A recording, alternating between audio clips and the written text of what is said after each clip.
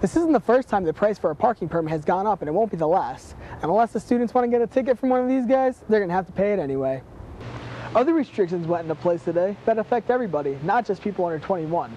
Most of them make it harder for banks to increase interest rates and catch people off guard.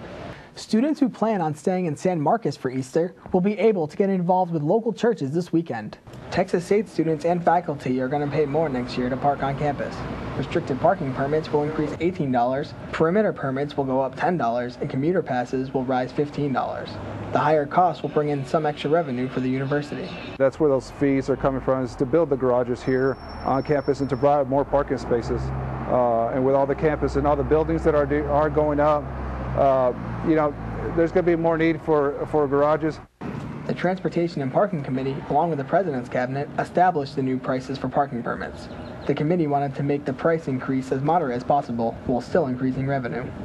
Students say the price increase will not stop them from buying permits. It doesn't really bother me. I'm still going to buy one either way. And I think it's only like $10, so it's not really a big deal to me. This isn't the first time the price for a parking permit has gone up, and it won't be the last. And unless the students want to get a ticket from one of these guys, they're going to have to pay it anyway. For Bobcat Update, I'm Peter Norosky. Last May, Congress decided to crack down on credit card companies by regulating them more. New restrictions will be enforced, including some that will affect college students who are under 21. Minors are now required to have a cosigner when they apply for a credit card. And a lot of us kids aren't very responsible and might get ourselves into a big mess, but if we have our parents there to back us up, then I think we'll be good. Some of the new regulations are designed to help cardholders acquire or keep good credit. For example, card issuers must now give 45 days notice before they can raise interest rates. Also, banks must now mail credit card bills no later than 21 days before payments are due. These restrictions could be beneficial to students who are learning to manage their credit.